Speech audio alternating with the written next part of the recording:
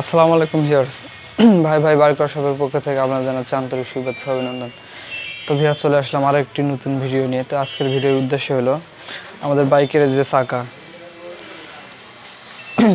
বাইকের চাকাগুলো যে ব্রেক ড্রাম এক সময় বাইক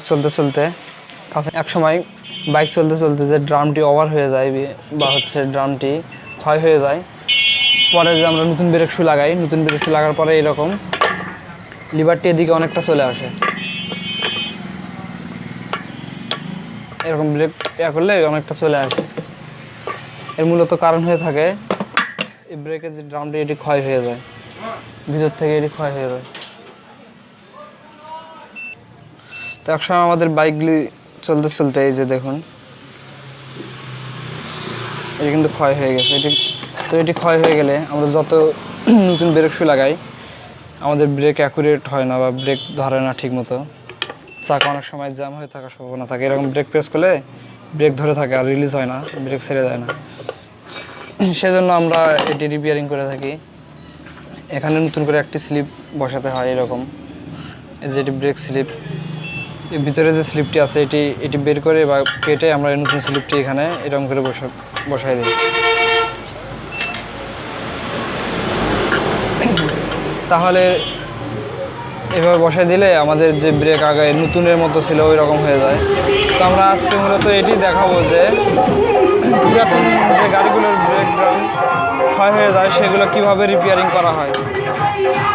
তো আজকের ভিডিওর যে উদ্দেশ্যটি হলো সেটি হচ্ছে আমরা এই ব্রেকের স্লিপটি করে দেখাবো আপনাদের, যে পুরাতন যে বাইকগুলো আছে যেগুলো অনেক দিন চলার পরে পিছনে ব্রেক ভালো হয় না, ব্রেক ধরতে চায় না, এরকম অনেক সমস্যা হয়ে থাকে, সেটি রিপেয়ারিং করা। তো আজকে আমি দেখাবো কিভাবে চাকার ব্রেকের ড্রামে স্লিপ মারা লাগে বা স্লিপ করা হয়। দেখতে থাকুন, আমি ভিডিওটা শেষ পর্যন্ত দেখাবো A to Z সঠিক নিয়মে কীভাবে চাকা স্লিপ করতে হয়। তো আমরা এখন চাকাটি লেদ মেশিনে তোলার পরে স্লিপটি মারব। আমরা চাকাটি প্রথমে লেদ মেশিনে লাগাই নিব। লেদ মেশিনের সাথে আমরা লাগাই নিছি। আর এই যে এটি হচ্ছে ব্রেকের স্লিপ। তো এই স্লিপগুলো আমরা আগে তৈরি করে রাখি কাজের সময়, যেন কাজ আমাদের তাড়াতাড়ি হয়। তো স্লিপটা আমরা আগে তৈরি করে রাখছি। এটা এখন এটার মধ্যে এভাবে ঢুকাবো। তারপরে ব্রেক মাপে আমরা ভিতরটা কেটে দিব। তো আমাদের চাকা লেদে তোলা হয়েছে, আমরা চাকা নিউট্রাল করে নিছি। এখন আমরা ভিতরটা কাটবো চাকার। পুরাতন ড্রামটা কেটে তুলে দিয়ে আমরা নতুন ড্রামটা বসাবো এখন।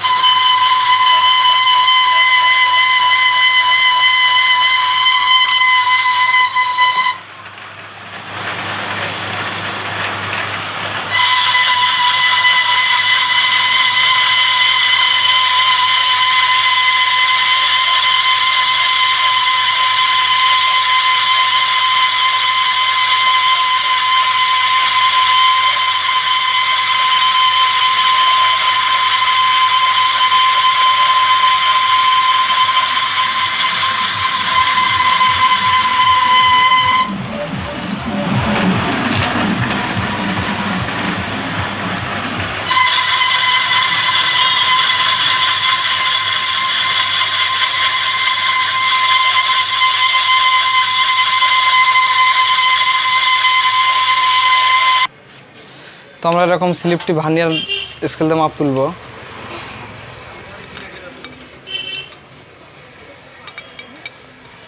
এরকম করে মাপ তোলা হয়ে গেলে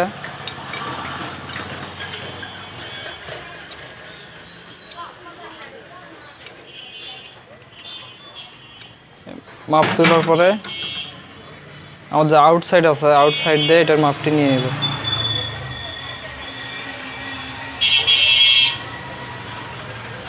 মানে আউটসাইডের মাপে আমরা হচ্ছে আগের যে পুরাতন ড্রামটি আছে সেটি কাটবো। তো আমাদের কাটা হয়নি, আরও কাটা লাগবে।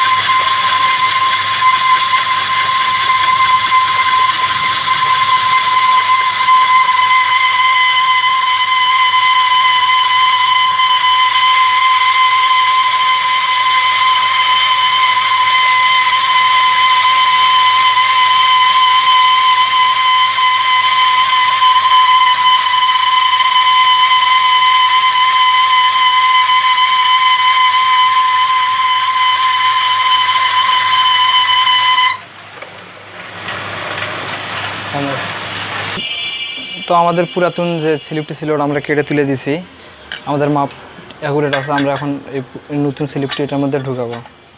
তো আমাদের কাটও কমপ্লিট হয়ে গেছে। আমরা এখন চাকাটি লেদ থেকে নামাই নিব, নেওয়ার পরে স্লিপটি ঢুকাবো। তো আপনারা দেখুন স্লিপটি কীভাবে ঢুকানো হয়। স্লিপ ঢুকানো হয়ে গেলে চাকাটিতে আরও কাজ আছে, আমরা সেটিও আপনাদেরকে দেখাবো। আপনার পুরো ভিডিওটা দেখলে আপনারা অবশ্যই বুঝতে পারবেন যে পুরাতন যে আমাদের বাইকগুলো থাকে সেই বাইকগুলোর চাকা আমরা কীভাবে ড্রাম স্লিপ রিপেয়ারিং করি বা ব্রেক ড্রাম নতুন করে লাগাই। তো আপনারা দেখতে থাকুন। আমরা এখন এই স্লিপটিটার মধ্যে ঢুকাবো।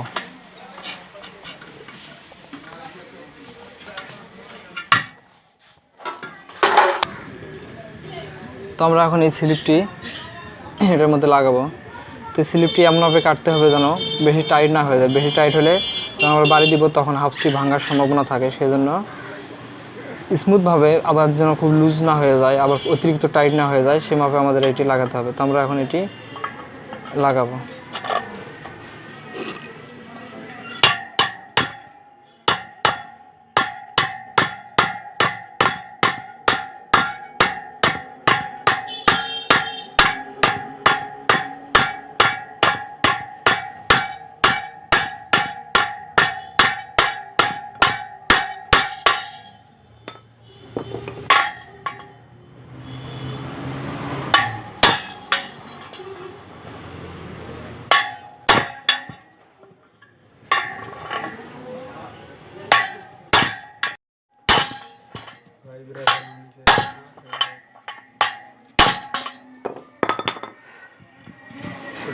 ব্রেক এরিয়াটা থাকে ওটা আলাদা বুশ।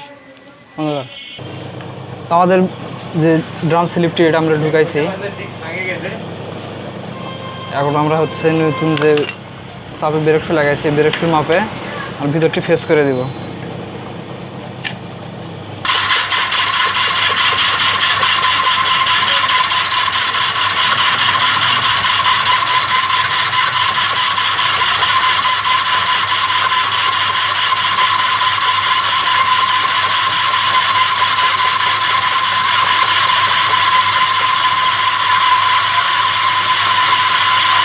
প্রথমে একটু হাত দিয়ে কেটে নিছি। তো আমাদের হয়ে গেছে। আমরা এখন মেশিনে অটো ছেড়ে দেব। দেওয়ার পরে অটো ছেড়ে দিলে হবে কি একবারে নিখুঁতভাবে অ্যাকুরেটভাবে কেটে যাবে। তো আমরা এখন মেশিনে অটো ছেড়ে দেব।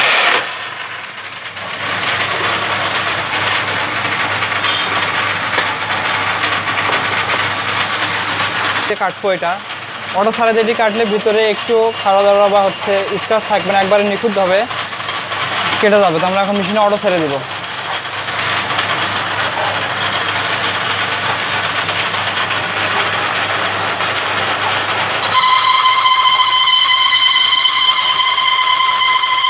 আমরা এটাতে অটো ছেড়ে দিচ্ছি। মেশিন কিন্তু এখন একা একা চলবে।